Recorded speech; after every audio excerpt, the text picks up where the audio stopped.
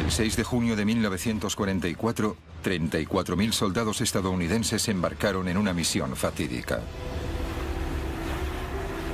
La edad media era de 22 años y muchos creían que no regresarían.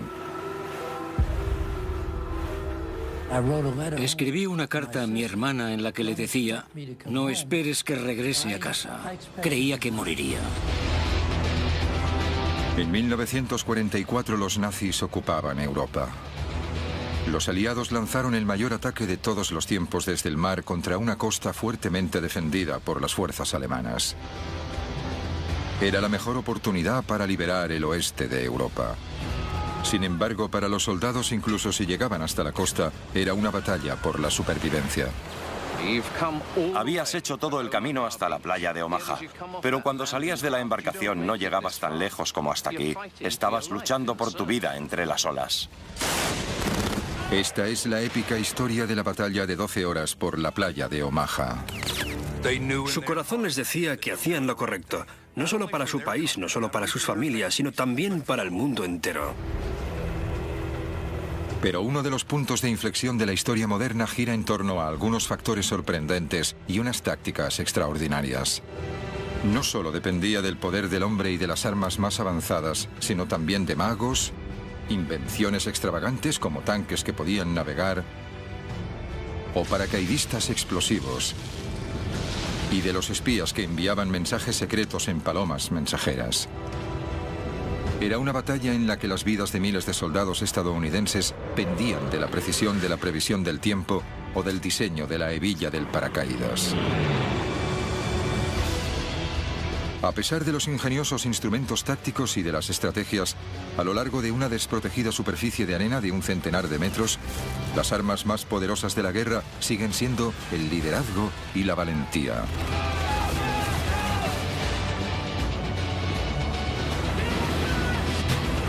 El día de ¿quién sobrevivió y por qué?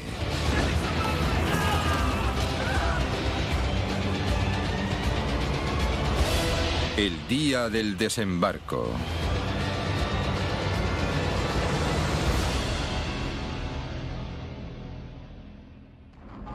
Cinco años después de que estallara la Segunda Guerra Mundial, el futuro de Europa pendía de un hilo. Los nazis habían ocupado la Europa continental. Estados Unidos, junto con sus aliados, encabezaba la lucha. Eran las 6 de la mañana en la costa francesa. 8 compañías de soldados estadounidenses, la primera oleada, esperaban para entrar en combate. Mientras se acercaban a la playa del desembarco con el nombre en clave Omaha, centenares de hombres rezaban sabiendo que lo que les esperaba era un muro de armas, una zona de exterminio y posiblemente la muerte. Entre ellos estaba Hal Baumgarten, un joven de 19 años. El barco estaba muy tranquilo. Sabían a lo que se iban a enfrentar. Como casi todo el mundo en la embarcación, el día D sería la primera vez que Hal entre en combate. Aunque ahora no tenía ni idea, en las próximas 12 horas, la vida de Hal dependería de lo que había comido en el desayuno. La física del agua. Y un fragmento de madera de 5 centímetros.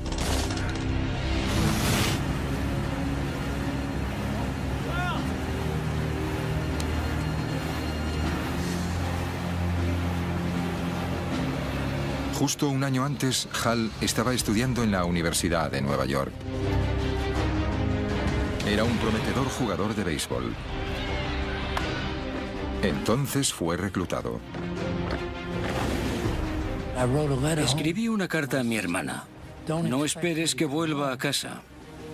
Creía que moriría. Una de las razones por la que Hal quería luchar era por su fe. Soy judío y había visto todas las noticias. Los alemanes iban de pueblo en pueblo y obligaban a las personas a llevar las estrellas de David. Como todos los soldados judíos, a Hal se le dio la opción de cambiar su placa. De ese modo, si era capturado, podía evitar la persecución nazi. Pero Hal tenía otras ideas. Dibujé una gran estrella de David en la parte trasera de la chaqueta con las palabras El Bronx, Nueva York, escritas alrededor. Así no tendrían ningún problema en identificarme. Hal y sus compañeros se dirigían a la playa de Omaha.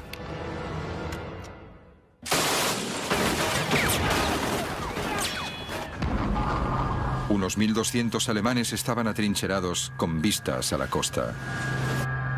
Estaban armados con la nueva y devastadora arma de los nazis, la MG-42, el arma de fuego más rápida del mundo.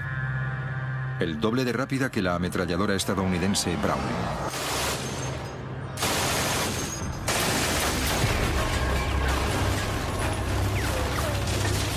La MG-42 era tan rápida que no se podían escuchar los disparos por separado. Se la conocía como la cremallera de Hitler porque producía un ruido parecido a desgarrar ropa. La cadencia proviene de su diseño revolucionario. En cualquier arma, las balas están colocadas en un cerrojo. Pero los alemanes descubrieron que si el cerrojo se encuentra en pequeños rodillos, se incrementa la velocidad de recarga de las balas. Esto significa que puede disparar hasta 1.500 balas por minuto.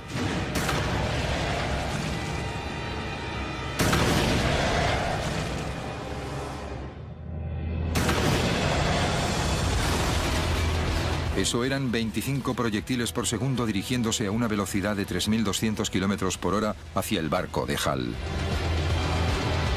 Pero aquí no había solo una MG-42, había 5.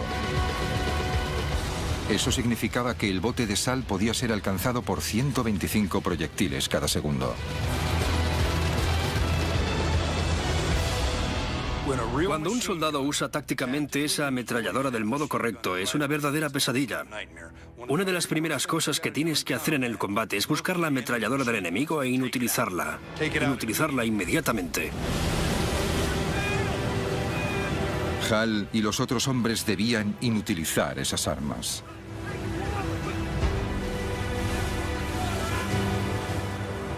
Esta es la playa que los aliados llamaban con el nombre en clave Omaha. 8 kilómetros de largo. Y al amanecer del 6 de junio de 1944, la embarcación se estaba acercando.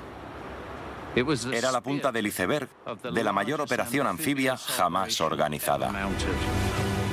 Se acercaron a la playa bajo un fuego intenso. Entraba tanta agua en el bote que empezaban a hundirse.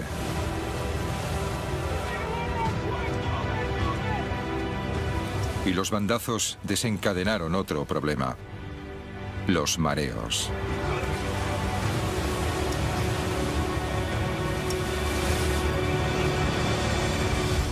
Cuando achicábamos agua y vómito. El mareo es peligroso para cualquier persona que viaje en barco, pero aquí podía significar la muerte. Y todo porque la Marina quería dar a las tropas que se dirigían hacia Omaha un tratamiento especial. 5 horas antes. Los equipos navales que navegaban desde Inglaterra decidieron dar a los soldados una buena comida antes de la batalla. Un buffet de bistec, cerdo, pollo, salchichas, alubias, bacon, huevos, helado, dulces y donuts. Todo digerido con café.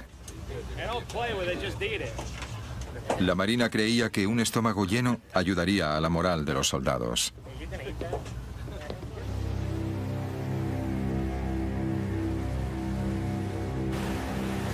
Hal se saltó el desayuno y solo comió una barrita de chocolate. Para los demás, el festín había sido la última comida de los condenados a muerte. Diría que el mareo afectó al 60% de sus capacidades de lucha. Al llegar a la playa de Omaha, muchos estaban debilitados. Y ocurría en el peor momento.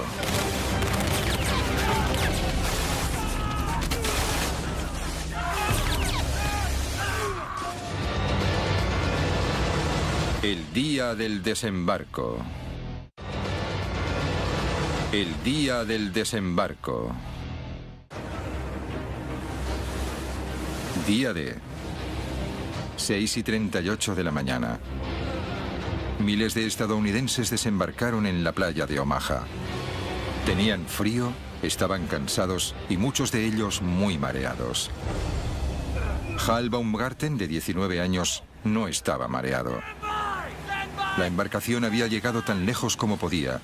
Estaba varada en la playa. Cuando la rampa bajó, fue la señal para cada arma en esa playa para que apuntaran a la salida de la pequeña embarcación.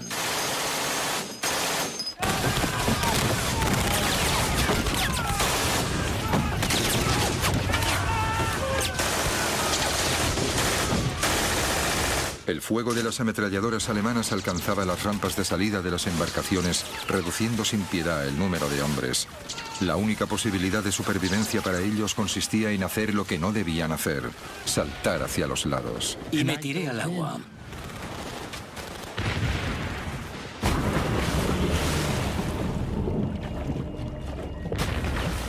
Mareados y con un equipamiento que pesaba 45 kilos, los hombres desesperadamente saltaron al agua que alcanzaba los 3 metros de profundidad. Bob Sales quería ser soldado desde pequeño. Pero antes siquiera de haber disparado un solo tiro, Bob se estaba ahogando por el peso de la chaqueta de asalto, la munición y la radio. Cuando entré en el agua, me hundí hasta el fondo. Sentí que me estaba ahogando. Y entonces fue cuando me entró el pánico, porque el agua era profunda. Cuando toqué el fondo, me deshice de la radio. Y aún tenía la chaqueta de asalto, que tenía que quitarme si quería llegar a contarlo. Cansado, mareado y bajo el agua, Bob se quitó la chaqueta justo a tiempo. Me di un gran impulso. En solo unos pocos segundos estaba de nuevo en la superficie. Esos soldados que escaparon de la muerte en el agua aprendieron una lección. Cuanto más mareado estés, menos ágil serás y tendrás más posibilidades de ahogarte. Se hundieron hasta el fondo. Vi cómo se ahogaban.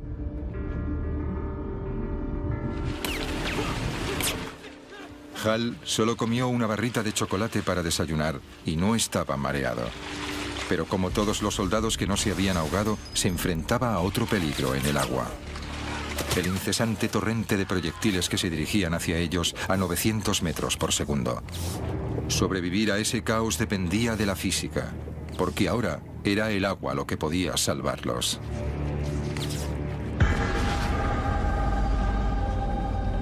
Este lado de aquí. Bien, manos a la obra. Charlie Adcock es un experto en balística que está llevando a cabo un experimento para descubrir qué pasa cuando los proyectiles de una MG-42 golpean el agua, y usa tecnología del siglo XXI para hacerlo. Lo que tenemos aquí es una cámara de alta velocidad. Va a ralentizar el tiempo unas 120 veces. Ben va a disparar su MG-42, que es un arma automática que fue disparada contra los soldados en Omaha. Y vamos a ver qué es lo que pasa con las balas que viajan a una velocidad de 900 metros por segundo. ¿Qué pasa si no se detienen en el tanque? Que se van a salir del tanque y tendremos que tapar el agujero y volver a intentarlo. Bien, carga el arma. Ahora tira fuerte de la palanca.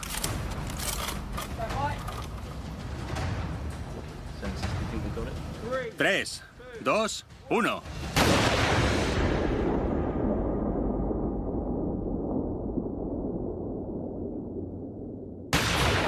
La resistencia del agua es tan grande que detiene los proyectiles a menos de 1 metro.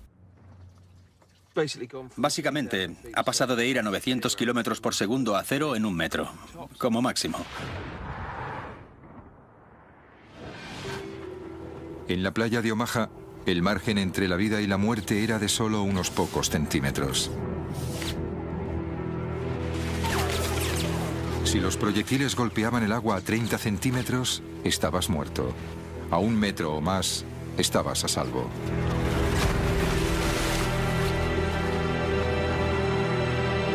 La misión solo hacía 2 minutos que había comenzado. De los 1.450 soldados que llegaron con la primera oleada a la playa de Omaha, se estima que más de un tercio fueron bajas durante la primera hora.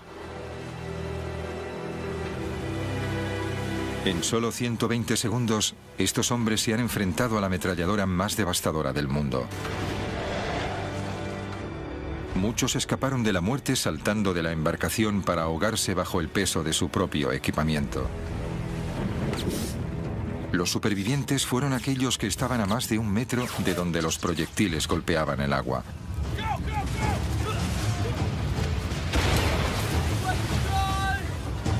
Hal Baumgarten estaba entre los afortunados. Seguía vivo 2 minutos después de haber desembarcado en la playa de Omaha. Era un panorama horrible. Era surrealista porque el agua estallaba a mi alrededor. Los proyectiles iban cayendo. Las minas se detonaban. Había gente que salía despedida por el aire. Pero no había llegado mi hora. Los primeros 2 minutos de Han en la playa de Omaha fueron duros. Ahora tenía que adentrarme en la playa y hacer mi trabajo.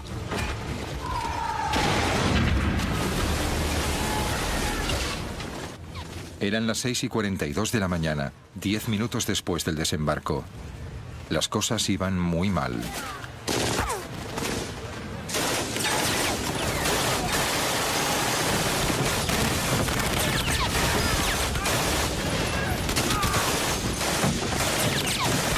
Centenares de hombres fueron abatidos o heridos en la primera oleada de la invasión.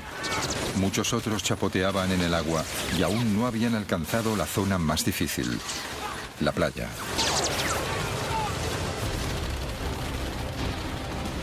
Los hombres tenían que cruzar una playa expuesta al incesante fuego de las ametralladoras. Era una zona mortal de unos 300 metros, la longitud de 3 campos de fútbol. En cada sitio se enfrentaron a peligros diferentes. Durante los primeros 182 metros tenían que pasar por diferentes obstáculos. A partir de los 240 metros había un dique e hileras de alambradas. Y luego estaban los campos de minas con unas 17.000 minas. Finalmente, después de 300 metros, alcanzaban las dunas de la parte trasera de la playa. Solo entonces podían empezar a atacar a los alemanes. Era muy surrealista. Estabas cruzando la playa, lo habías visto en películas, pero nunca te había ocurrido. Esto era lo que me estaba sucediendo. La infantería estaba sola y desprotegida en la playa, pero había un plan para ayudarles, con tanques. Si los aliados podían poner tanques en la playa por delante de los soldados, podrían darles cobertura y atacar las defensas alemanas.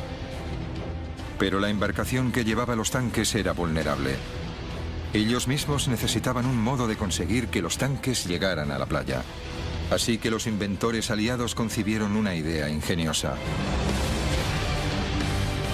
Un tanque sumergible, es decir, un tanque DD. Un vehículo de asalto anfibio. El tanque DD fue una idea alocada que surgió de repente en medio de una época de guerra.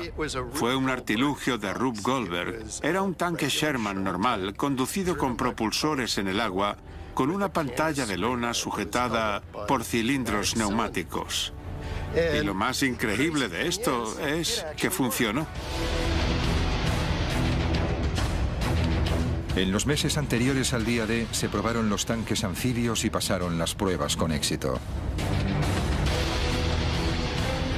Se usarían para alcanzar la costa durante el asalto, surgiendo del agua para sorprender a los alemanes. Al comienzo del día D, los tanques se encontraban a 5.500 metros de la costa, en una gigantesca embarcación. Uno de los comandantes de los tanques era el sargento Don Lucy, de 24 años. Era el más joven de los 6 hijos de una gran familia irlandesa de California.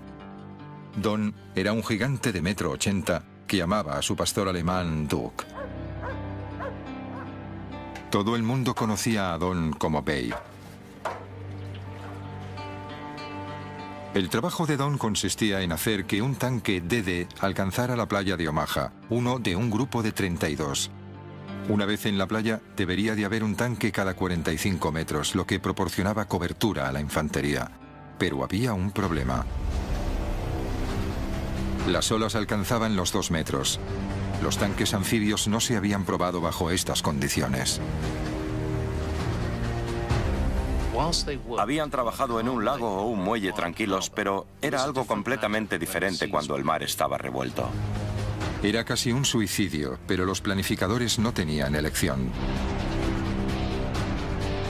En las semanas antes del día D, los aliados habían reunido en secreto un gran ejército al sur de la Gran Bretaña. Cualquier retraso incrementaba las posibilidades de que los alemanes descubriesen su plan. Mientras tanto, la meteorología había sido mala durante días con fuertes rachas de viento y precipitaciones. Los aliados no podían lanzarse bajo esas condiciones. Necesitaban que mejorase y pronto. Fueron malas noticias para los planes de los aliados porque la invasión no podía esperar. Los alemanes descubrirían pronto los planes. Era un gran problema. De repente, desde el Atlántico Norte llegó información secreta. Barcos especiales. No estaban aquí para luchar, sino para medir el viento y la presión atmosférica. Ofrecían pistas sobre el tiempo que iba a hacer a 3.200 kilómetros de distancia, en el Canal de la Mancha. Enviaron poca información, pero crucial. Las previsiones sugerían una tregua. Un día en el que el tiempo mejoraría ligeramente. El 6 de junio. El éxito de la invasión y las vidas de miles de soldados estadounidenses dependía de la precisión de una única previsión meteorológica a larga distancia. Con el tiempo en su contra, los líderes aliados probaron suerte.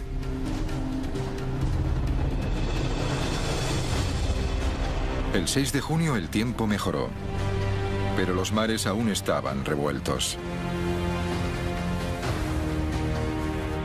Entre estas olas, a 5 kilómetros de distancia de la costa, la embarcación de Don Lucy envía los tanques DD.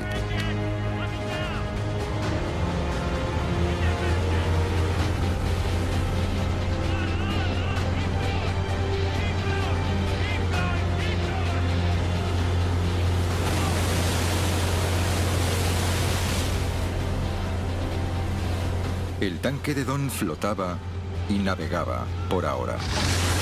Pero la lona no estaba diseñada para resistir olas de 2 metros. Casi de manera inmediata, el agua empezó a entrar a través de la lona. Y la tripulación empezó a achicar agua no solo para salvar el tanque, sino también para salvar sus propias vidas. Una vez se abría una brecha en la lona, era imposible mantenerse en el agua. Y el tanque comenzó a hundirse. El piloto que tenía que sacar el tanque DD tenía que salir de un agujero como este. No era fácil. El equipo de hombres estaba fuera. Tenía la oportunidad de salir, no el conductor. De 29 tanques DD que zarparon hacia la playa de Omaha, 27 se hundieron.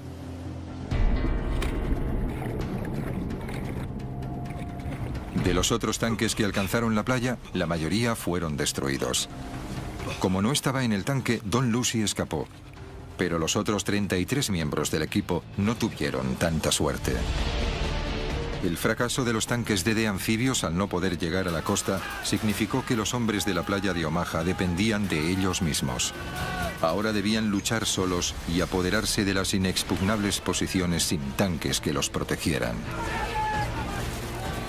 Nos tenían que encabezar por la playa, pero no llegó a ocurrir. En la playa, el recuento de víctimas seguía aumentando. Pero no era la única historia que se desarrollaba en Omaha. El día del desembarco. El día del desembarco. 7 de la mañana del día D. media hora después de que empezaran los desembarcos en la playa de Omaha. El joven recluta alemán de 18 años, Franz Göckel, había estado disparando sin cesar a las tropas estadounidenses desde que empezó la invasión aliada.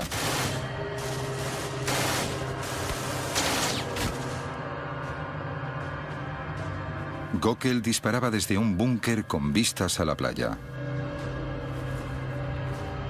Era parte de una red de 14 posiciones fortificadas construidas en lo alto de las dunas. Un producto de las previsiones militares alemanas.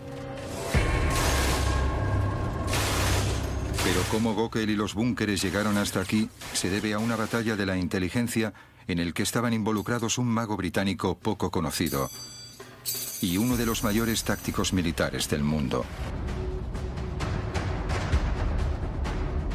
Göckel fue uno de los 20.000 soldados que tenían que defender Normandía.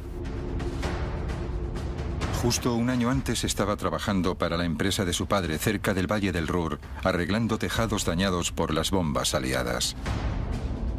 Pero como otros alemanes, fue llamado a filas en la máquina de guerra de Hitler, 6 meses antes.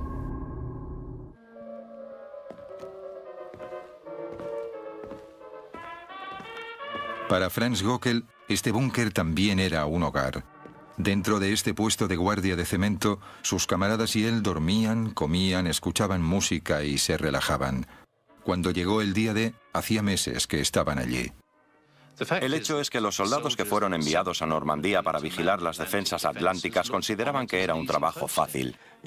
Tenías buena comida, unos aposentos cómodos y un entorno agradable. No estabas luchando muy duro en la guerra. De hecho, ninguno de ellos pensó que serían llamados para defender esta costa de una invasión. Los soldados no estaban solos. Muy pocos altos cargos alemanes creyeron que los aliados atacarían la costa de Normandía. Pero de hecho, fueron víctimas de uno de los mayores engaños de la historia militar. El famoso ilusionista Jasper Maskelyne. Soy suficientemente mayor para mostraros... Y este es el hombre que sirvió de inspiración. Si me disculpáis, tengo que tomarme la medicación. Jasper Maskelyne era un conspirador e ilusionista profesional. Jasper Maskelyne venía de una familia de magos, de una larga línea, de una dinastía, si lo preferís, que fue muy famosa en la época victoriana. Cuando estalló la guerra, Maskelyne quería usar sus habilidades mágicas para ayudar en la lucha contra los nazis. Y aquí está. Se le cita diciendo que si se puede engañar a la gente en el teatro mientras centraba toda la atención bajo los focos a poca distancia del público, creyó estar seguro de poder engañar a los observadores alemanes a varios kilómetros de distancia. En 1941, durante la campaña aliada en el norte de África, Maskelyne tuvo la oportunidad de ayudar en la guerra por primera vez. Se unió a un grupo secreto llamado A-Force para desarrollar tácticas militares de cobertura. Su nombre en clave era el Grupo Mágico. No podía haber una mezcla más rara de personas. Había de todo, desde restauradores de arte hasta pintores y utileros. Todo lo que esperarías. Pero también había químicos, ingenieros eléctricos y todo tipo de profesiones. Y todos sus talentos venían de diferentes cosas. En el norte de África, los aliados necesitaban toda la ayuda posible. Estaban perdiendo en la campaña. Antes de la crucial batalla de El Alamein, usaron el engaño para despistar a los alemanes, cortesía del Grupo Mágico. El Grupo Mágico usó camuflaje e ilusiones, que hizo que los todoterreno pareciesen tanques y los tanques pareciesen camiones. Crearon un ejército falso y engañaron a los alemanes para que creyeran que los aliados atacarían por el sur en lugar de por el norte. Y el truco funcionó. Los aliados ganaron en el Alamein y consiguieron que la campaña del norte de África fuese a su favor. En Egipto, la ciudad de Alejandría estaba siendo fuertemente bombardeada en ataques nocturnos.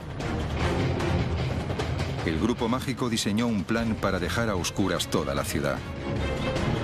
Entonces construyeron una maqueta de Alejandría con luces falsas a 4 kilómetros de la costa y engañaron a los bombarderos, que atacaron una bahía vacía.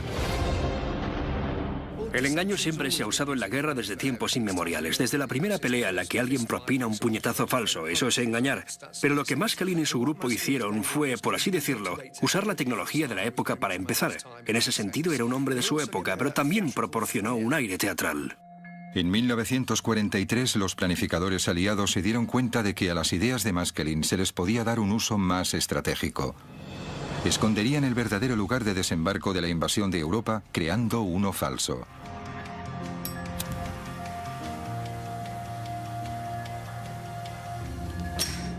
Los aliados querían invadir las playas de Normandía, pero para reducir las defensas alemanas elaboraron una táctica compleja al sugerir cruzar el Canal de la Mancha por la zona más estrecha, el Pas de Calais.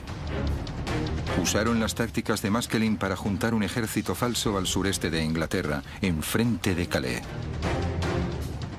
Crearon edificios falsos y embarcaciones falsas. Incluso tenían tanques inflables. Hicieron que el general Patton realizara varias visitas con la esperanza que el espionaje alemán se diera cuenta, o que con todo el equipo falso, un avión de reconocimiento lo viera y se convenciera de que había una construcción en ese lugar, cuando de hecho nunca existió.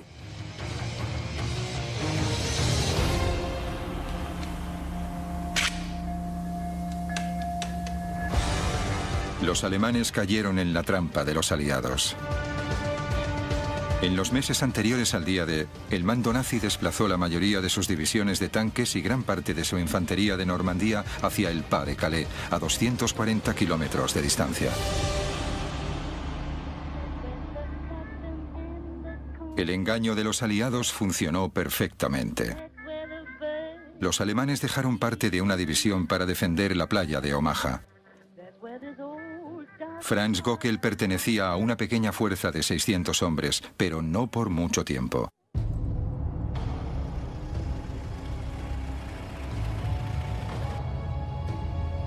Entró en escena Erwin Rommel, comandante de todas las defensas alemanas a lo largo de la costa norte de Francia. Rommel era el hombre del saco para los aliados. Tenía unas capacidades tácticas terroríficas. Tenía la capacidad de entrar en la mente de sus oponentes. En algunos aspectos era como el mismísimo diablo.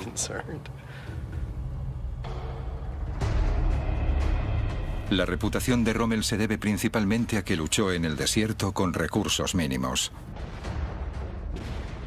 Y venció a los aliados una vez tras otra. Rommel no era el típico soldado. Disfrutaba haciendo fotografías. Le gustaban los animales, en especial su mascota Ajax, un teckel. Incluso tocaba el violín. Y lo más importante, era un maestro estratega y un comandante habilidoso.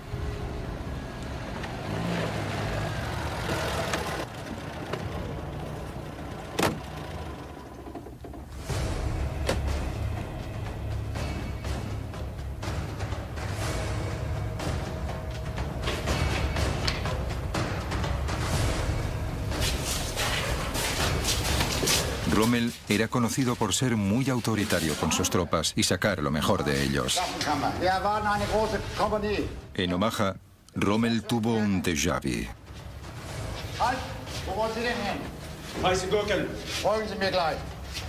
Rommel llegó a Omaha y tuvo algún tipo de revelación.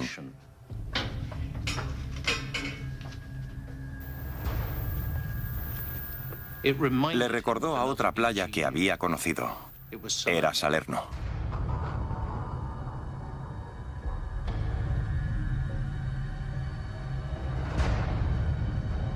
Salerno era la playa en la que los aliados invadieron con éxito Italia en 1943. Miles de tropas desembarcaron allí en un asalto anfibio que aplastó a los alemanes. Como la playa de Salerno, la de Omaha tenía la misma forma y también poca pendiente. Ambas características eran ideales para una embarcación que se acercara a la playa desde el Canal de la Mancha. Rommel pensó que estas eran el mismo tipo de características que los aliados escogerían a la hora de invadir Francia. Basándose en eso, Rommel decidió reforzar la playa.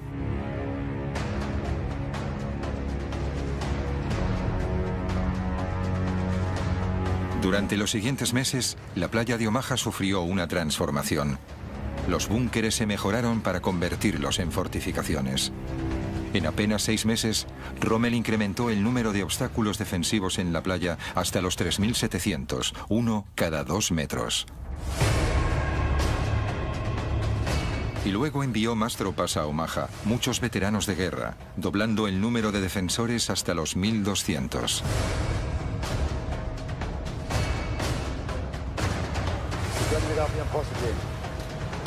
Rommel transformó un lugar costero tranquilo en una fortaleza formidable con posiciones de lucha desde las que se veían grandes partes de la playa. El día D.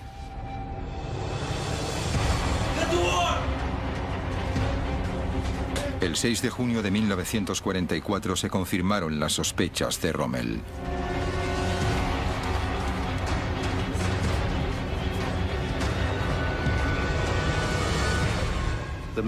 Los hombres que miraban desde el fortín debieron de sentir una mezcla de miedo y emoción. Emergiendo por el horizonte, se aproximaba una gran flota. Las 7:05.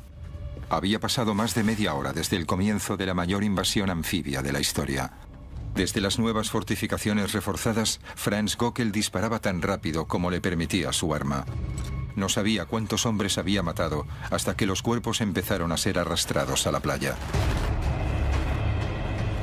Era el día D y la muerte se decidía en un combate de ingenio.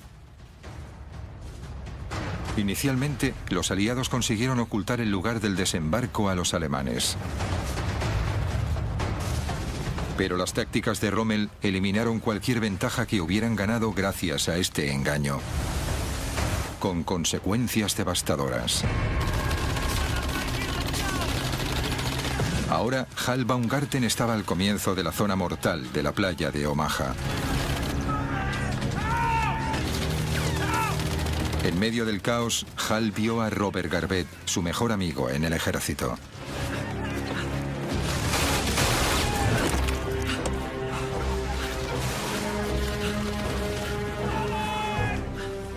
Miré abajo y allí estaba Robert Garvett. Me llegó porque se me caían las lágrimas. Y las lágrimas estaban rojas de la sangre en mi cara. Para los soldados estadounidenses, las primeras horas de la invasión de la playa de Omaha fueron un verdadero infierno. Pero se suponía que no tenía que ser así. De hecho, los aliados tenían un plan para eliminar todas las fuerzas defensivas alemanas. Pero algo les detuvo. El día del desembarco. El día del desembarco.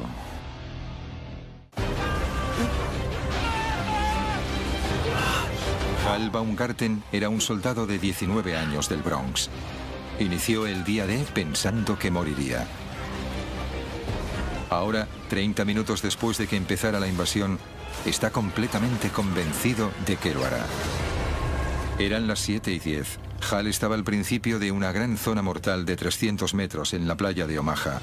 Entre él y su objetivo, las dunas de la playa, había 37.000 obstáculos defensivos, alambradas y 17.000 minas terrestres. Para sobrevivir, tenía que evitarlos bajo el fuego incesante de las ametralladoras de los acantilados.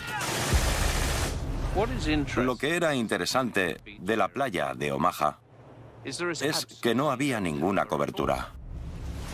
Se podían usar algunos obstáculos o los cuerpos de tus compañeros muertos. Pero, mientras tanto, los alemanes seguían disparándote desde los acantilados. Debió de ser horrible. Hal debía correr sin ninguna cobertura para el fuego. A su alrededor no solo había violencia y muerte, sino también locura. Vio a un soldado que conocía. No llevaba casco. Tenía un agujero en la parte izquierda de su frente. Su pelo estaba manchado de sangre. Se arrodilló y empezó a rezar con su rosario. y una ametralladora lo partió por la mitad.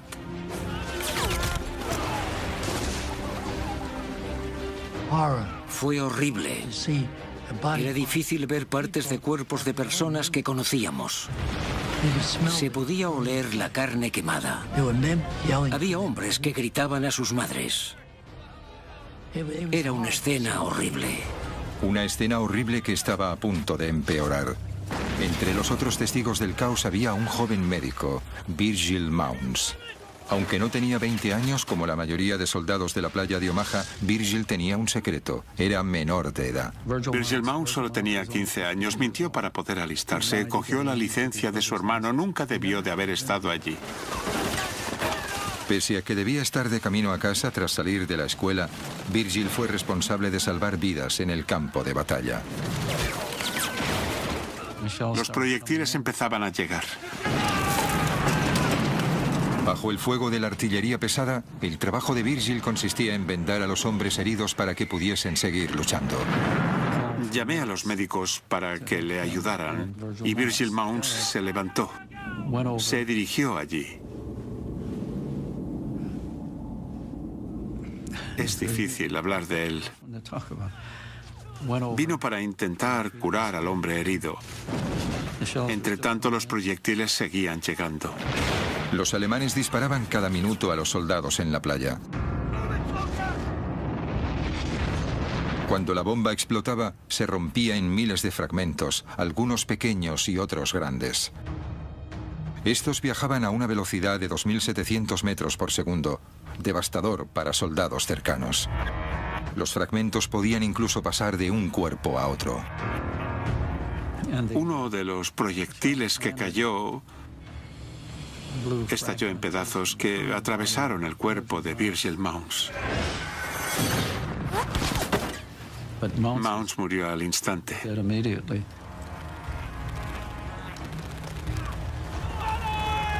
Eso es algo que no puedo olvidar. Y es tan vivido como una fotografía, porque nunca se pueden olvidar este tipo de cosas. A pesar de la trágica muerte de Virgil Mounds, la verdadera tragedia es que pudo haberse evitado. Esto se debía a que los aliados sabían el tipo de artillería pesada que tenían los alemanes para defender la playa de Omaha y planearon neutralizarlas esa misma mañana. En las colinas, los alemanes juntaron un amplio arsenal de armas. Había 30 armas antitanques, 17 morteros pesados y más de 20 armas de campo. Estos eran el tipo de fortificaciones que los alemanes usaron para almacenar sus armas. Los planificadores aliados sabían el tipo de armas que había allí y su poder, y habían pensado un plan para neutralizarlas. 4 horas antes. Temprano, la misma mañana del día D, los aviones aliados partieron para bombardear las defensas alemanas en la playa de Omaha. 446 aviones armados con 13.000 bombas equivalían a 1.000 toneladas de explosivos. Prometía ser el mayor bombardeo de precisión de la historia. Las fuerzas aéreas eran tan precisas que podían acertar a un barril desde 3.000 metros de distancia, y esa era una oportunidad para demostrarlo. Pero con nubes bajas y densas, los bombarderos dependían del radar, un invento relativamente nuevo para atacar la costa. La Marina no confiaba en ellos y le preocupaba que las bombas impactaran en los barcos de los aliados que esperaban en el mar. Cuando los bombarderos pesados se aproximaron a la playa, la nube aún evitaba que pudiesen ver su objetivo actual. Como había la amenaza que se quedaran cortos y golpearan la flota cercana a la costa, les dijeron que se demorasen, que esperasen hasta que estuviesen encima de la playa, que esperasen entre 5 y 30 segundos y entonces soltaran las bombas. Una demora de unos pocos segundos podía cambiarlo todo. Para un bombardero a 3.000 metros de altitud y viajando a 240 kilómetros por hora, una demora de 5 segundos significaba que sus bombas podían fallar el objetivo por medio kilómetro. Una demora de 30 segundos y podía fallar por 2,5 kilómetros. Ese día se lanzaron 13.000 bombas, pero increíblemente ninguna impactó en la playa de Omaha ni en los búnkeres.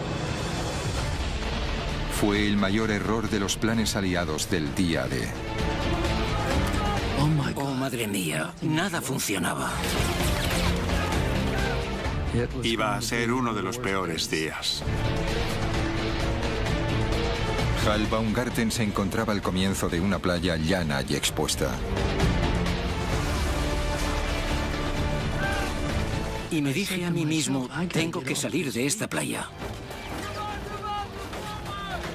Solo había una manera de recorrer esa distancia. Estaba en buena forma. Estaba en el equipo de atletismo en la escuela y jugaba fútbol, así que estaba en buena forma.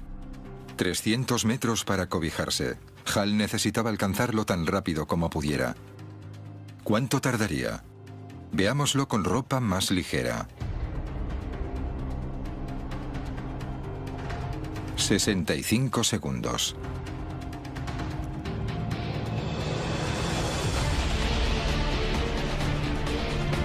Pero los soldados de Omaha llevaban 45 kilos de equipamiento, cargaban con el rifle y la munición y estaban empapados.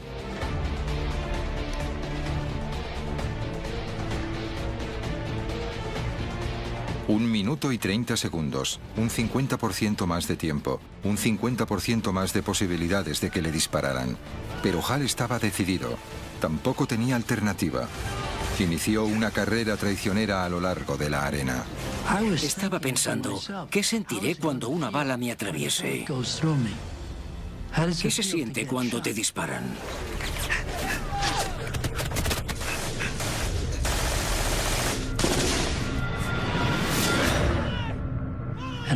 Y escuché un ruido sordo a mi derecha.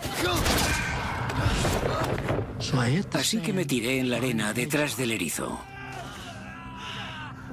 Esperaba que fuese mi brazo o mi pierna, no mi cuerpo. Giré mi rifle. Había un agujero en la recámara y había 7 balas en ella. Así que las balas me salvaron la vida.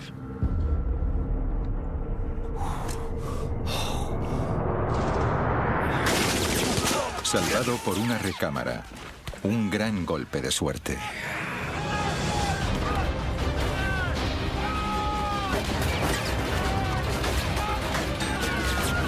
Una hora después de desembarcar como parte de la invasión anfibia más grande de la historia, los soldados estadounidenses se encontraron a las puertas de la muerte en una playa de Omaha llena de cadáveres ensangrentados.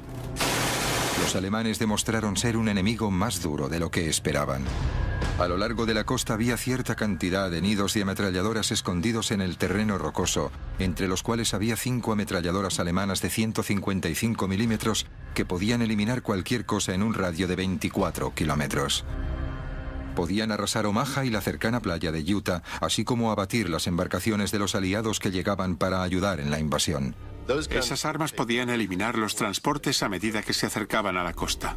Cada transporte llevaba miles de soldados, y dentro de ese radio de 24 kilómetros eran vulnerables. Las ametralladoras debían destruirse, pero se encontraban en lo alto de unos acantilados de 45 metros. El trabajo de eliminar las armas requería un tipo especial de hombres. Hombres entrenados para misiones suicidas de alto riesgo.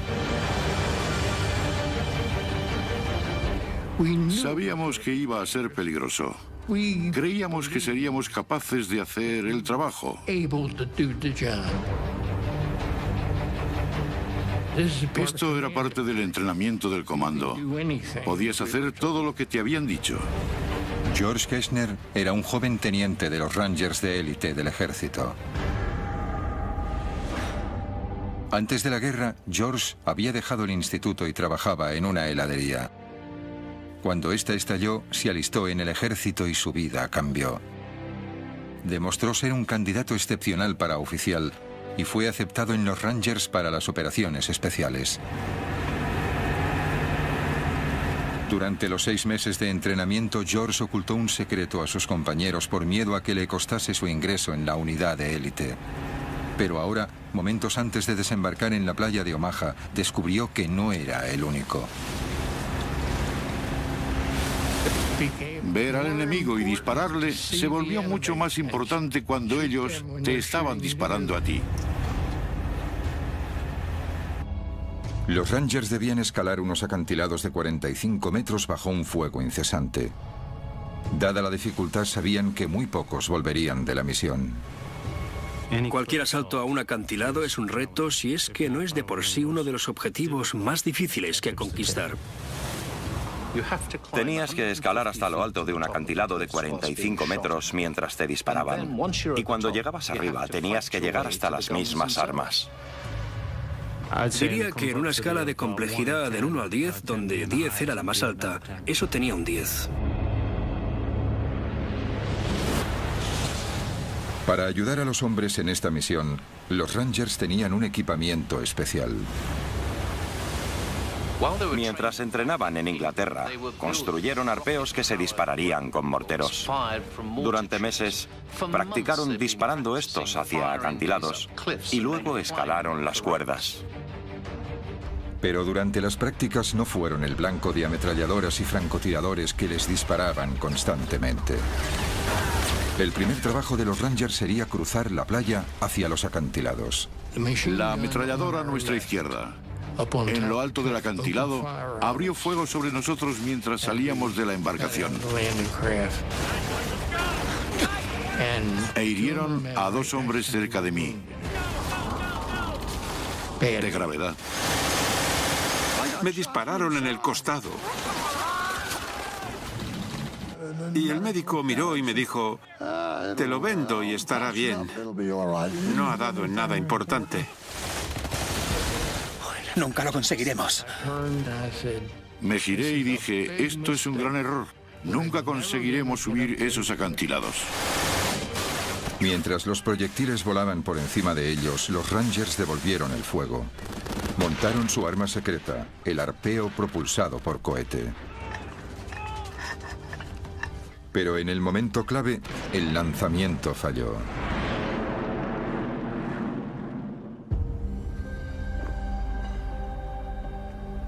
Esto es un experimento para explicar lo que ocurrió, en el que se usa una réplica exacta del mortero.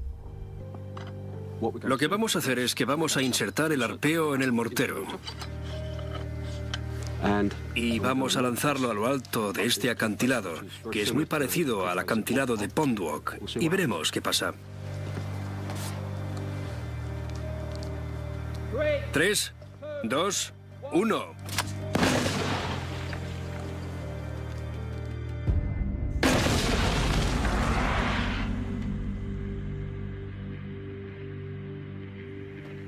Igual que los morteros del entrenamiento de los Rangers, este lanza el arpeo y la cuerda por encima de los 45 metros de los acantilados. Pero en el día D, en Pond Walk, había una diferencia crucial. Esa mañana, los Rangers esperaron 3 horas en la embarcación antes de ir a la costa. Durante ese tiempo, las cuerdas se empaparon de agua del mar. Lo que haremos es mojar esta cuerda con agua para reproducir las condiciones que se dieron ese día.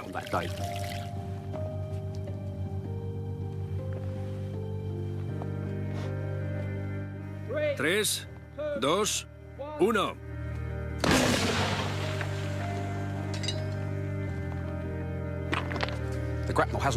El arpeo no ha ido muy lejos. Es obvio que el hecho de que la cuerda esté mojada ha reducido la velocidad del arpeo en el aire.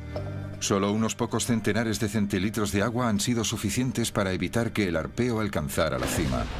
En Pond Walk fue la diferencia entre el éxito y el fracaso. Creo que eso es lo que ocurrió ese día. Este fue uno de los problemas que tuvieron. De las 60 cuerdas que tenían los Rangers, solo 19 estaban lo suficientemente secas como para alcanzar la parte superior de los acantilados. Kersner fue uno de los que subió las cuerdas inmediatamente. Solo me puse... Aunque la cuerda estuviese mojada, no me preocupaba. Posiblemente estuve subiendo unos 15 o 20 segundos.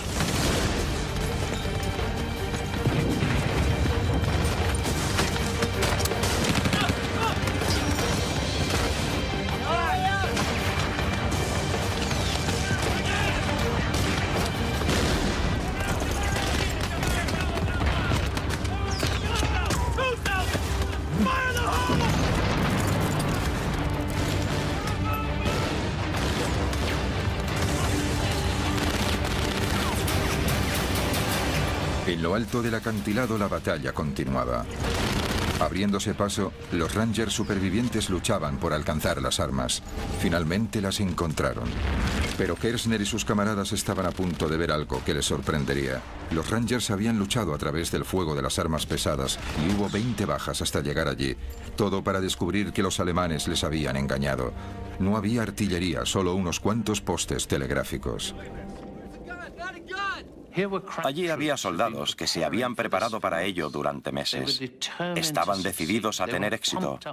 Estaban rebosantes de adrenalina y cuando alcanzaron el objetivo descubrieron que todo fue en vano.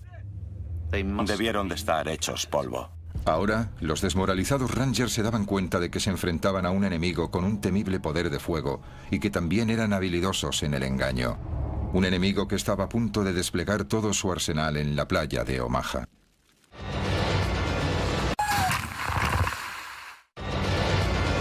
El día del desembarco. 8 de la mañana, día de playa de Omaha. Miles de soldados estadounidenses estaban acorralados por el intenso fuego del enemigo. Uno de ellos era Hal Baumgarten. Durante los últimos 90 minutos había recorrido en zigzag 213 metros de la gran playa.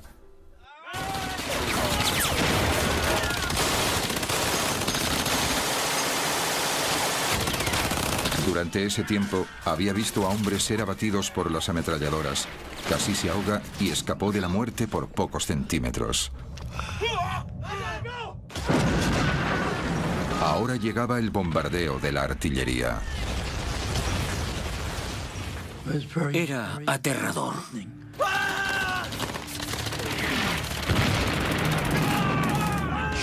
Los proyectiles daban mucho más miedo que si te dispararan con una ametralladora. Porque no sabías de dónde venían. No sabías dónde iban a caer o si tu número estaba en ese proyectil. Así que era aterrador. Pero miré hacia arriba y les maldije. Y cuando hice eso, un proyectil de 88 milímetros explotó delante de mí. Hal fue alcanzado por la explosión. El fuego de la artillería hería y mataba de dos formas diferentes. Una era por la metralla, restos de metal calientes que volaban a 11.000 kilómetros por hora. Cuando un proyectil impactaba, lanzaba metralla incandescente hacia todas partes. Era como miles de balas que iban por todos lados al mismo tiempo y atravesaban cuerpos humanos con la misma facilidad que un cuchillo corta la mantequilla. La metralla era el peligro evidente de la artillería. De hecho, mi propio padre, Eric Ashcroft, fue herido por metralla cuando estaba desembarcando en otra playa, la playa de la Espada, esa misma mañana. Otra forma de matar que tenía la artillería era acústicamente, la liberación de una onda de choque. No era más que aire supercomprimido que era empujado a centenares de metros por segundo. Pero para un soldado en la playa, era devastador. Era catcher y alguna vez alguno me golpeó con el bate de béisbol. Eso es lo que sentí. Ni siquiera tenía que darte. Una primera oleada de esa explosión podía destrozarte los órganos hasta el punto que podías morirte sin ni siquiera saber que te estabas muriendo. Nadie sería capaz de decir que te habían alcanzado. Aunque sobrevivió, la metralla y la onda de choque casi le arrancan media mejilla a Hal. A las 8:30, 2 horas después del comienzo del día D, el ataque de los estadounidenses a la playa de Omaha estaba desorganizado. La derrota parecía evidente. Pero tras las líneas alemanas, un grupo de valientes civiles llevaban a cabo una lucha clandestina. La resistencia francesa. En los meses anteriores al día D, la resistencia francesa empezó a incrementar la operación de espionaje sobre los movimientos de las tropas alemanas para comunicarla a los aliados. Los espías de la resistencia se centraron en particular en las nuevas defensas que los alemanes habían construido a lo largo de las playas del día D, pero era un trabajo arriesgado. Había 200.000 soldados nazis que buscaban cualquier indicio de espionaje. Así que la resistencia francesa tenía que ser creativa en su operación de espionaje. El artista Robert Dwan ayudó pintando paisajes y colocando mensajes ocultos en sus imágenes. Estaba haciendo con sigilo el mapa de las fortificaciones costeras alemanas. El miembro de la resistencia, Jean Marion, enviaba mensajes a los aliados mediante palomas mensajeras, de Francia a Londres en solo 4 horas. A medida que el día D se acercaba, los miembros de la resistencia incrementaron su actividad saboteando las comunicaciones alemanas. Destruyeron las líneas de telégrafos y volaron trenes.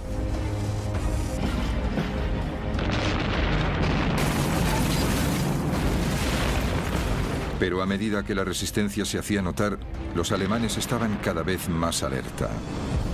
En las semanas antes del día D, los alemanes contraatacaron para vengarse.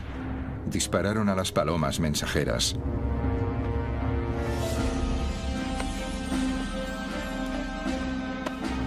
Luego capturaron a miembros de la resistencia y a ellos también les dispararon. En ese momento, la resistencia ya había causado mucho daño. En la playa, sin comunicaciones, los alemanes tenían dificultades para pedir refuerzos. Solo las fuerzas aliadas pudieron abrirse paso en Omaha.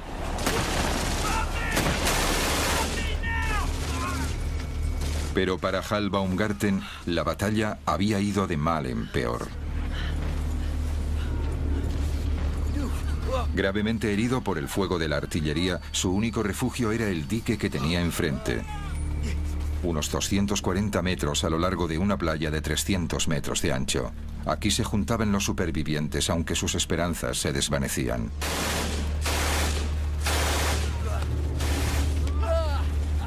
Éramos un equipo orgulloso. Estábamos bien entrenados. Estábamos bien disciplinados. Creíamos que nadie podría derrotarnos. Apilados allí había chicos muertos. Evidentemente había sangre y partes de cuerpos por todas partes. Era horrible.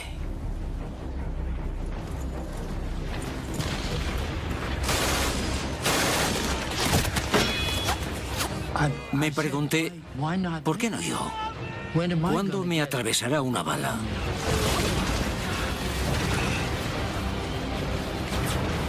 Las 9:30, playa de Omaha. Habían pasado 3 horas desde el inicio de la invasión del día D. El asalto estadounidense se estaba desintegrando bajo la lluvia alemana de balas y bombas. Entre los que luchaban por sobrevivir estaba el sargento de 19 años, Bob Slaughter. Era un estudiante y no había acabado el instituto. Supongo que decidimos que queríamos tener una aventura.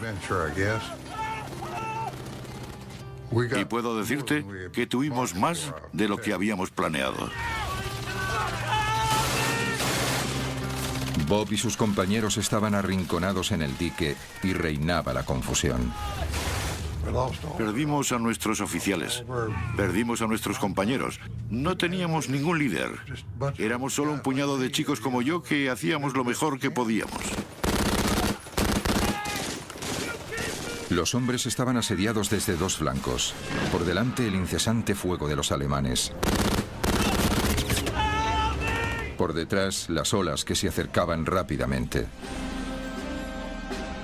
A las 9:30, el mar cubría la mayor parte de la playa, lo que dejó a miles de hombres desesperados apiñados en un trozo estrecho de tierra de apenas 9 metros de ancho.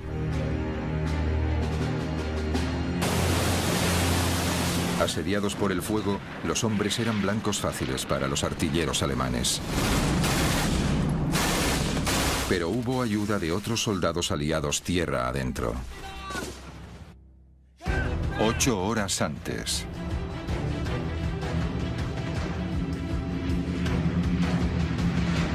La noche antes del día D, más de 1.200 aviones partieron hacia Normandía. Los aliados querían proteger a la infantería en las playas de un contraataque alemán. Y lanzaron un gran ataque aéreo preventivo. Era la primera oleada de paracaidistas. Pero no eran soldados normales. Medían 1 metro, estaban hechos de goma y llevaban bombas incorporadas. Los aliados lanzaron unos maniquís paracaidistas diseñados para engañar a los alemanes. Estallaban en llamas al aterrizar mientras las fuerzas especiales emitían el sonido de disparos a través de altavoces para simular un ataque aún mayor. Los alemanes cayeron en la trampa. Así que se enviaron a los reservas alemanes para interceptar estos muñecos explosivos. Se enviaron centenares de hombres en una dirección cuando debían dirigirse en la dirección opuesta.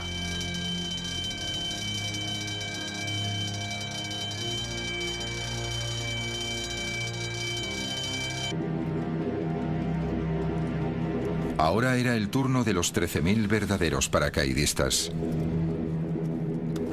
Esta era la 101ª División Aerotransportada. Pat Macri era un paracaidista de 20 años. En el momento en que regresara a Inglaterra, 1 de cada 5 de sus compañeros habría muerto o le habrían herido. El avión de Pat se acercaba a la zona de salto.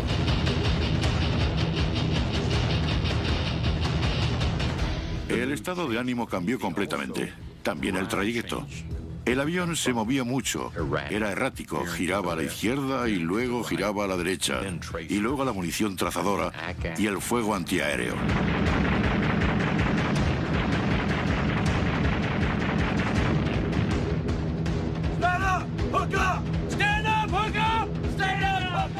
Se santiguaban, rezaban.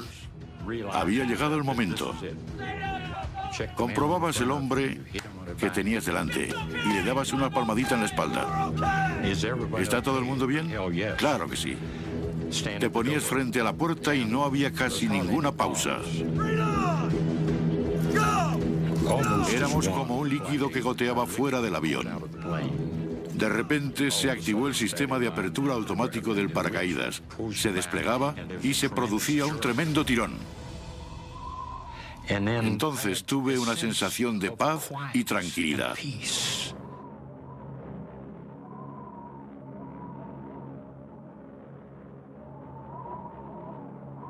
Lo que Pat no sabía es que el mayor peligro al que se enfrentaban los paracaidistas era algo que llevaban puesto. Y un plan elaborado por el comandante alemán Erwin Rommel. Para ponérselo más difícil a la división aerotransportada de una fuerza invasora, Rommel ordenó a los alemanes que inundaran centenares de kilómetros cuadrados de campo, haciendo que 2 de los grandes ríos de Normandía se salieran de su cauce.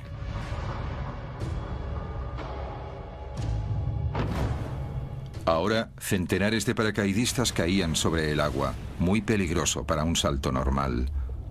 Estos soldados llevaban cada uno un equipamiento de 45 kilos. La supervivencia dependía de si podían escapar de su arnés. En el día D, los paracaidistas aliados aterrizaron en ambos lados de la cabeza de la playa. Los estadounidenses en un lado y los británicos en el otro. El equipamiento estadounidense tenía 3 hebillas y una correa. El británico, un único mecanismo de apertura rápido que les permitía salir de su arnés.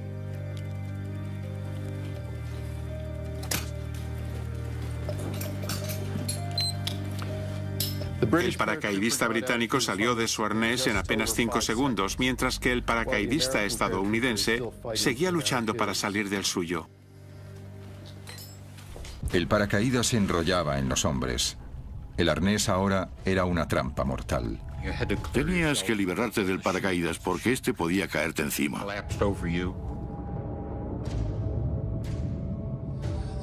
Si no hacías nada en pocos segundos, sería el fin de tu vida. No había ningún sistema rápido. Tenías que alcanzar el fondo y liberar una pierna y luego la otra. Era un peligro tremendo. De los 13.000 paracaidistas que saltaron, muchos centenares se ahogaron. Perdimos muchos soldados, buenas personas. Para muchos soldados el diseño de su hebilla era la diferencia entre la vida y la muerte.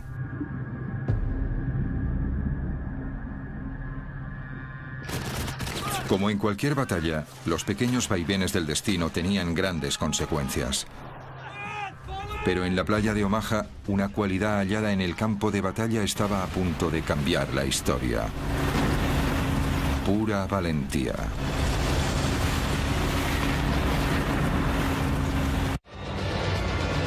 El día del desembarco. El día del desembarco. 10:30, día D. La invasión de Normandía en la playa de Omaha estaba fracasando. Miles de soldados estadounidenses estaban muertos o heridos por las balas y bombas alemanas.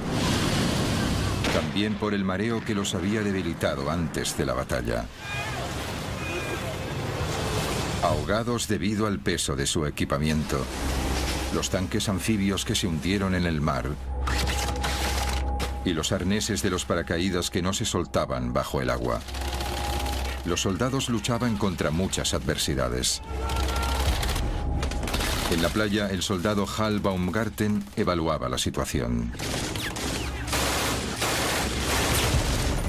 Creía que estábamos perdiendo, solo era cuestión de tiempo. Se me pasó por la cabeza que la invasión había fracasado. Pero un hombre observaba fuera de la costa. Vio que sin liderazgo y fe, la misión de Omaha fracasaría. Con 51 años, era el soldado de más edad, el general Norman Dutch Cota. Procedía de una familia humilde. En el ejército fue aceptado en West Point, donde sobresalió. Más tarde se casó con la prima de Eleanor Roosevelt. Ahora que estaba a unos pocos centenares de metros de la playa de Omaha, Cota se dio cuenta de que era el momento crucial de su carrera y decidió actuar. Cota sabía que tenía 3 prioridades.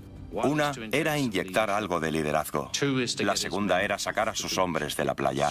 Y la tercera era atacar a los alemanes.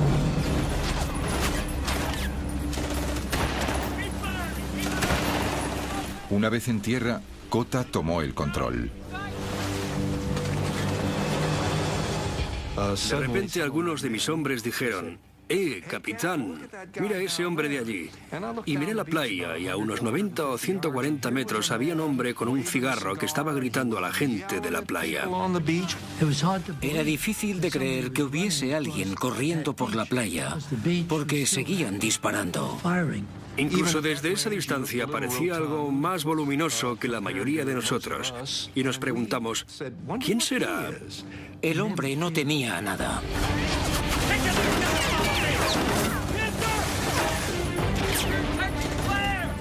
Lo que decidió en ese momento fue: bien, lo que tengo que hacer es tomar el mando de la situación porque veo muerte, destrucción y caos. Y tengo que hacerme cargo porque nadie lo hace. Cota estaba de pie hablando, animando a la gente, transmitiendo algo de su bravura a ellos. Dijo que no podíamos quedarnos, teníamos que ir tierra adentro. Mientras se alejaba de mí, se giró y me dijo: sé que no me vas a decepcionar. Pero el liderazgo también requería estrategia. Justo detrás del dique había 2 líneas de alambres de espino. Cota necesitaba que sus hombres los atravesasen y se dirigiesen al terreno que había detrás antes de poder atacar a los alemanes y los lugares en que estaban apostadas las armas. Atravesar la primera línea de alambradas era relativamente fácil. La dificultad estaba en cortar la segunda línea, 9 metros más arriba en la colina. Pero Cota tenía una respuesta.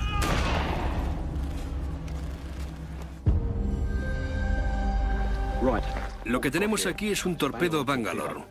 Es parecido a los que los Rangers usaron en la playa en 1944. Y como puedes ver, tiene dos partes. La primera parte es un tubo de acero como este. Está lleno de 35 kilos de TNT. Puedes ver que tiene una punta como de bala que le ayuda a pasar a través de alambres de espinos. Esta es la segunda parte. Como puedes ver, esta parte se junta con el extremo de esta otra y ayuda a atravesar las defensas que vas a hacer estallar. Para los soldados bajo el fuego enemigo, la velocidad era clave. El torpedo Bangalore debía atravesar las alambradas rápidamente. Es la hora de probar el arma.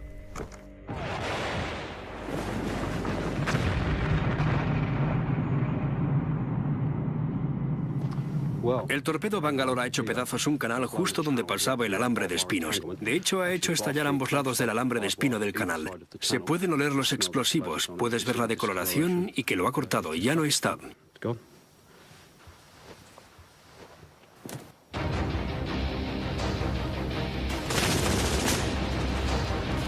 El torpedo Bangalore podría hacer el trabajo para Kota y sus hombres, pero debían colocarlo en posición.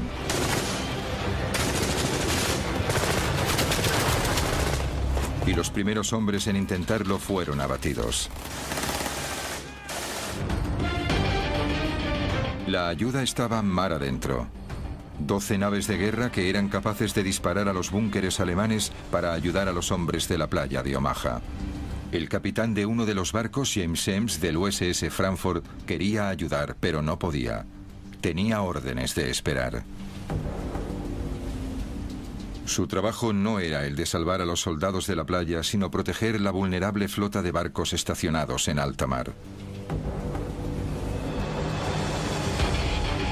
De momento, eso dejaba al general Kota y sus hombres a su suerte. La primera parte del plan de Kota de salir de la playa funcionó. Abrieron un agujero en la barrera de alambre de espino.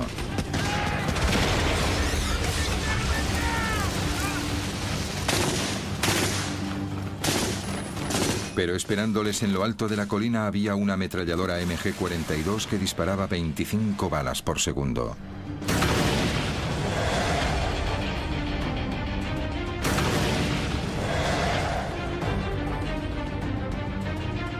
Uno de los hombres de Kota se prestó voluntario para neutralizar la ametralladora más rápida del mundo.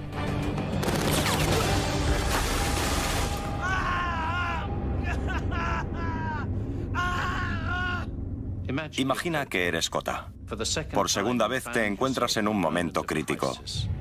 Un hombre ha recibido un disparo y grita agónicamente. Tus otros soldados te observan y dudan. ¿Qué harías?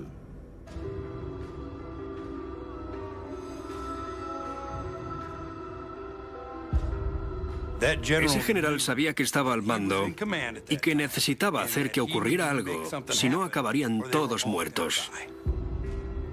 Kota mostró su determinación con una frase ahora famosa. Señores, nos están matando en nuestras playas.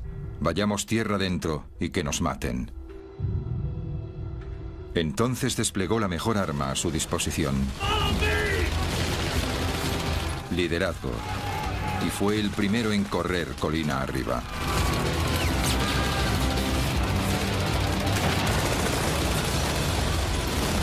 La decisión de un comandante conllevó una acción que inspiró a sus hombres. Demostró ser un punto de inflexión en la batalla por la playa de Omaha.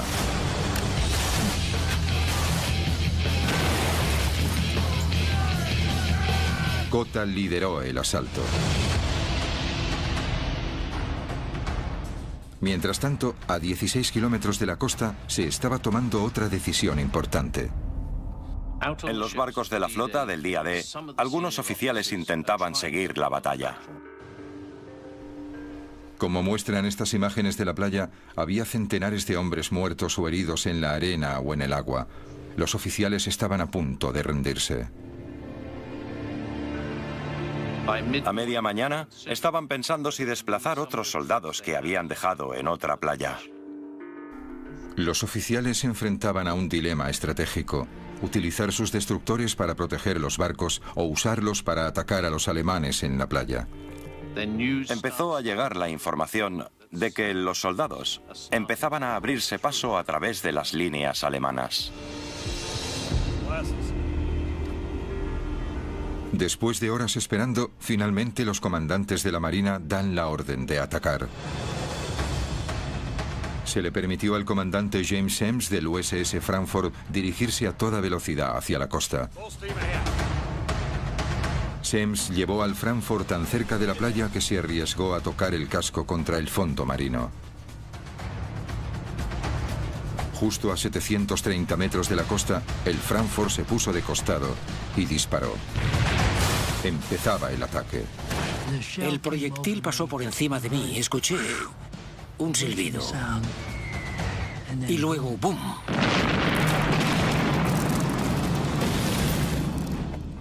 Podías escuchar el destructor. Bum, bum, bum, bum, bum, bum, bum. Lo que querías hacer era darle la mano al capitán de ese barco. Para los hombres fue un momento de alivio. Otros 11 barcos de guerra se unieron al ataque. Después de horas enfrentándose a una derrota inminente, la batalla de la playa de Omaha finalmente se ha decantado a favor de los estadounidenses. Día del desembarco. Día D, playa de Omaha. Un momento y un lugar en que la más mínima decisión podía marcar la diferencia entre la vida y la muerte. En las embarcaciones en alta mar, ¿ingieres un desayuno completo o no? Si lo haces, puede significar que te marees. Y que te ahogues antes incluso de que llegues a la playa. Había una terrible ironía. Habías hecho todo el camino hasta Omaha para luchar por tu país.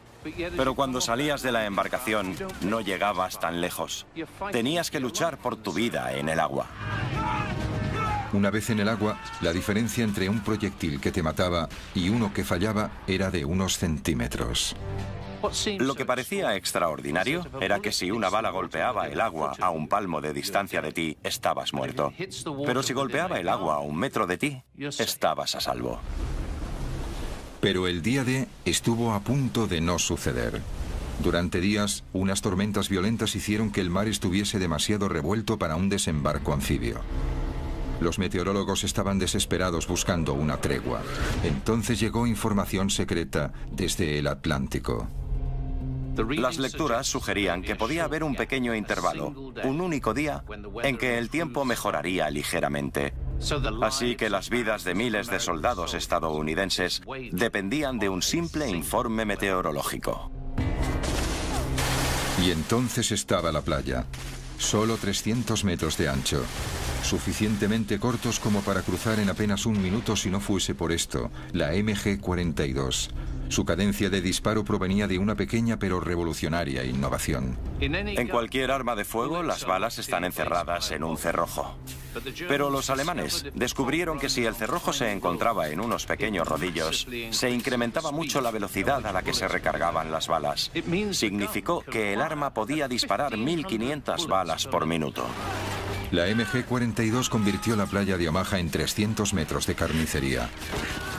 Algunos nunca llegaron a cruzarla. Otros tardaron horas. La diferencia entre la vida y la muerte podía ser tan delgada como la culata del arma. Giré mi rifle. Había un agujero en la parte de la recámara.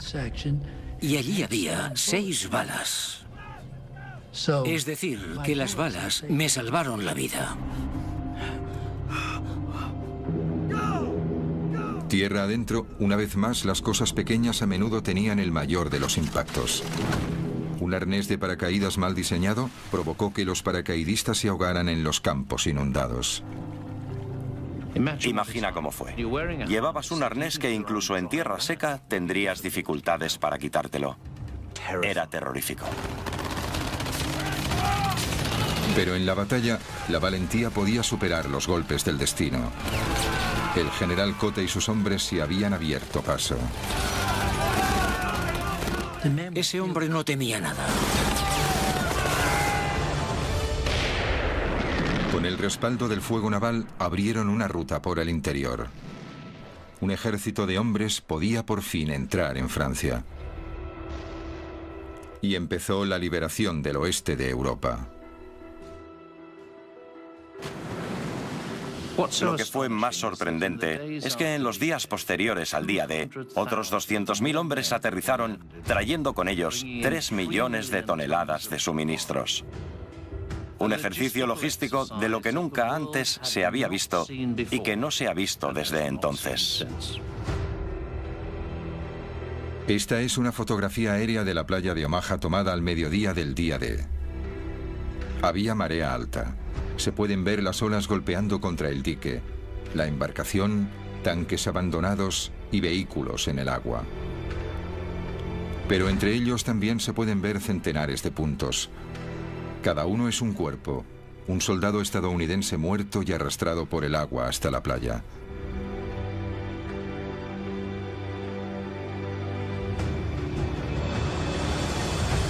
Durante las siguientes 24 horas, el soldado Hal Baumgarten resulta herido en otras 4 ocasiones, 5 veces contándolas todas. Se recuperaría de las heridas, pero otra seguiría persistiendo. Me sentía culpable por sobrevivir porque me iba diciendo, ¿por qué yo? Mucha gente cuando reza a Dios dice, ¿por qué yo? ¿Por qué tengo esta enfermedad? ¿Por qué no me ayuda Dios? Pero en mi caso era todo lo contrario. Decía, ¿por qué yo? ¿Por qué ellos murieron y yo sobreviví? Nadie sabe con exactitud cuántos soldados estadounidenses murieron en la playa de Omaha. Los historiadores estiman más de 2.000 y al menos otros tantos heridos. Y Omaha fue solo una de las 5 playas en las que los aliados desembarcaron ese día. En total hubo unas 10.000 bajas entre los soldados aliados. También murieron 4.000 alemanes, así como 3.000 civiles franceses. El día D fue una gran causa, quizá la más grande, pero para los países involucrados tuvo un precio muy alto, con vidas que fueron muy cortas y futuros que acabaron demasiado pronto. Esos hombres siempre serán jóvenes para mí. ¿Ves? No son tan mayores como yo. Seguirán siendo jóvenes. Serán tan solo unos chicos yendo detrás de las chicas, bebiendo cerveza y pasándolo bien.